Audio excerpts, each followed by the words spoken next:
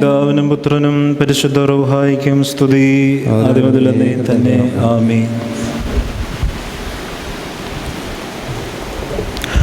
ദൈവതിരുനാമത്തിന് മഹത്വം ഉണ്ടായിരിക്കട്ടെ. ഏറ്റവും ആദരണീയനായ വൈദിക ശ്രേഷ്ഠൻ, ശുശ്രൂഷകരെ, എന്നെ കേൾക്കുന്ന സ്നേഹമുള്ളവരെ, പെന്തിക്കോസ്തി പെരുന്നാളിന് ശേഷമുള്ള ഈ ദിവസങ്ങളിൽ നമ്മൾ ഏറ്റവും കേട്ട് പരിചയിച്ചതും നമ്മുടെ നെഞ്ചിൽ നിൽക്കുന്നതുമായ ഒരു തിരുവചനമാണ് നമ്മളിന്ന് കേട്ടത്. യോഹന്നാൻ്റെ സുവിശേഷത്തിലെ ഏറ്റവും പ്രധാനപ്പെട്ട ഒരു വചനം, യോഹന്നാൻ്റെ സുവിശേഷം 6-ാം അധ്യായം 35-ാം വാക്യം, ഞാൻ ജീവൻ്റെ അപ്പമാകുന്നു. തുടർന്നുള്ള വചനങ്ങൾ നമുക്കറിയാവുന്നതാണ്. എൻ്റെ അടുക്കൽ വരുന്നവന് വിശക്കുകയില്ല, ദാഹിക്കുകയില്ല. എന്നെ ഭക്ഷിക്കുന്നവൻ, അവനിൽ ഞാൻ വസിക്കും, എന്നിൽ അവൻ വസിക്കും. ഇതെല്ലാം കേട്ട് നമ്മൾ പരിചിതമായ വചനങ്ങളാണ് പ്രിയമുള്ളവരെ. ജീവൻ്റെ അപ്പമാകുന്നു എന്ന ഒരു തിരുവചനം നമ്മുടെ ആയുഷ്കാലം മുഴുവൻ നമ്മൾ പങ്കെടുക്കുന്ന ഓരോ വിശുദ്ധ കുർബാനയിലും നമുക്കിടയിൽ മുഴങ്ങുന്ന ഒരു വചനമാണ്. ആരാണ് പ്രിയമുള്ളവരെ അപ്പമായിട്ട് മാറുന്നേ? ഇവിടെ ഇരിക്കുന്ന അമ്മമാർക്ക് കുറച്ചുകൂടെ അറിയാം. സ്നേഹിക്കുന്ന മനുഷ്യർക്ക് വേണ്ടി സ്നേഹമാകുന്ന മനുഷ്യരാണ് അപ്പമായിട്ട് തീരുന്നത്. ഏറ്റവും നല്ല നമ്മുടെ മുമ്പിൽ ജീവിക്കുന്ന ഉദാഹരണം എന്ന് പറയുന്നത് അമ്മമാരാണ്.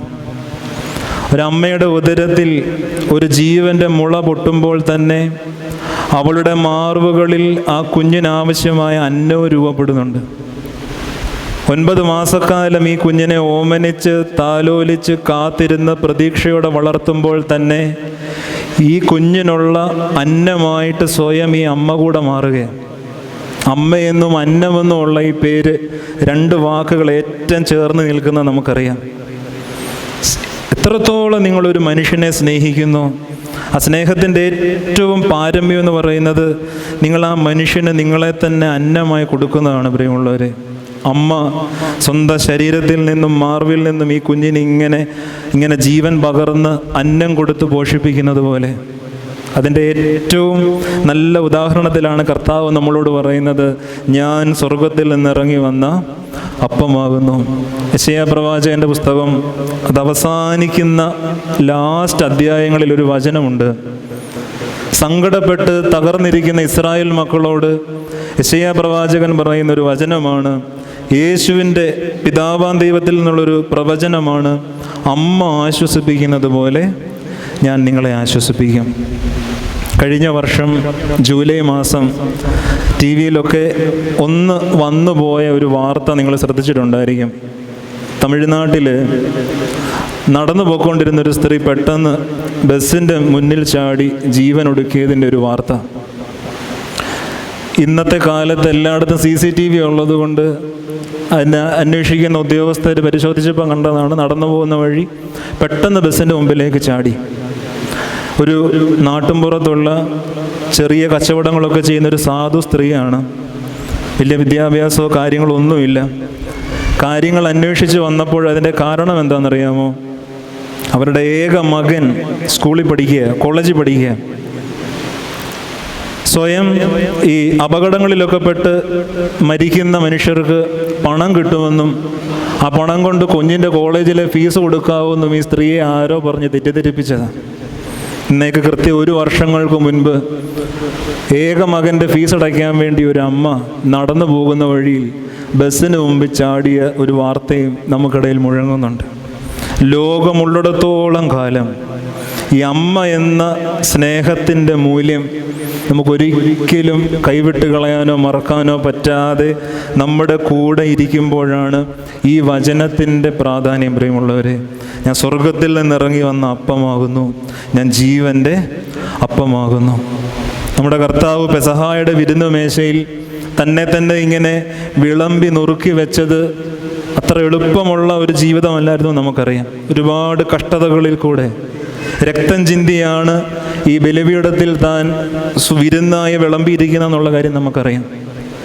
ഈ ബഥേൽ ഇടവകയിൽ കൂടുന്ന നിങ്ങളെ സംബന്ധിച്ച് നിങ്ങൾ ഏറ്റവും എല്ലാ കുർബാനയിലും കാണുന്ന ഒരു ചിത്രമാണല്ലോ ഈ ത്രോണോസിൻ്റെ നടുവിൽ ഒരു പേടകം വെച്ചിട്ടുള്ളത് നിങ്ങൾ കണ്ടിട്ടുണ്ടായിരിക്കും. ഒരു വെള്ള പേടകം, ചെറുത്.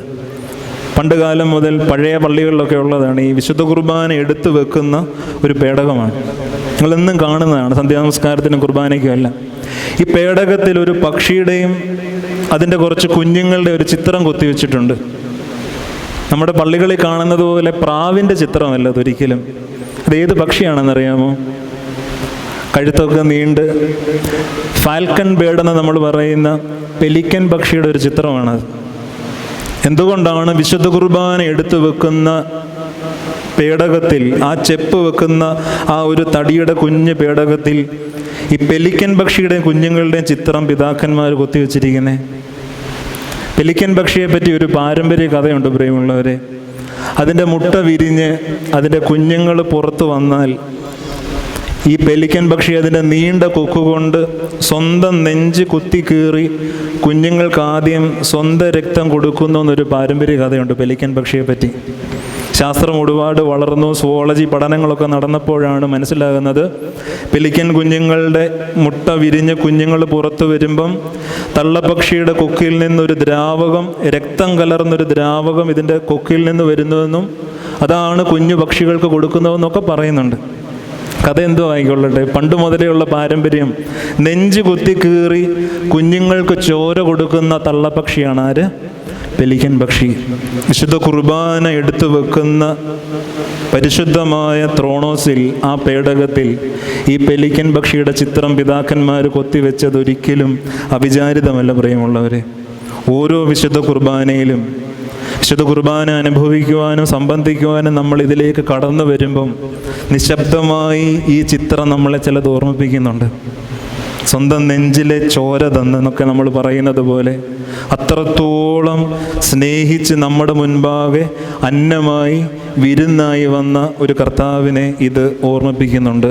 ഞാൻ എൻ്റെ വാക്കുകൾ ചുരുക്കട്ടെ പ്രിയമുള്ളവരെ. സുവിശേഷത്തിൽ പറയുന്നുണ്ട്, നിങ്ങൾ എത്രത്തോളം ഒരു മനുഷ്യനെ സ്നേഹിക്കും. കൂട്ടുകാരന് വേണ്ടി സ്വന്തം ജീവനെ കൊടുക്കുന്നതിനെക്കാട്ടിലും വലിയ സ്നേഹമില്ലെന്ന് സുവിശേഷം പറയുമ്പോൾ തന്നെ അതിനോട് ചേർത്ത് വെക്കാവുന്ന ഒരു കാര്യമാണ്, നിങ്ങൾ എത്രത്തോളം ഒരു മനുഷ്യനെ സ്നേഹിക്കുന്നോ അത്രത്തോളം നിങ്ങൾ ആ മനുഷ്യന് വേണ്ടി സ്വയം അന്നമായി മാറും.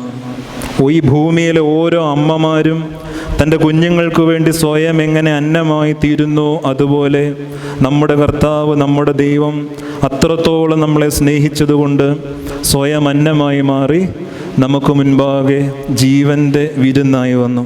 അതുകൊണ്ട് ആയുസ്സുള്ള അത്രയും നാൾ ആരൊക്കെ നമ്മളെ ഉപേക്ഷിച്ചാലും, ആരൊക്കെ നമ്മളെ കരുതിയില്ലെന്ന് തോന്നിയാലും, സ്വന്തം കുടുംബത്തിൽ നിന്ന് പോലും വീട്ടിൽ നിന്ന് പോലും തള്ളപ്പെട്ടാലും, ചോര കൊണ്ട് ഒരുക്കി വെച്ചിരിക്കുന്ന ഒരു വിരുന്ന് ഈ ബലിപീഠത്തിൽ നമ്മളെ കാത്തിരിപ്പുണ്ട്. ആയതിലേക്ക് അടുത്തു വരുവാൻ, ആ വിരുന്നിൻ്റെ ബലത്തിൽ മുൻപോട്ട് ജീവിക്കുവാൻ ദൈവത്തിൻ്റെ പരിശുദ്ധ റൂഹ നമ്മളെ സഹായിക്കട്ടെ എന്ന് പ്രാർത്ഥിച്ചുകൊണ്ട് ഞാൻ എൻ്റെ വാക്കുകൾ നിർത്തുന്നു.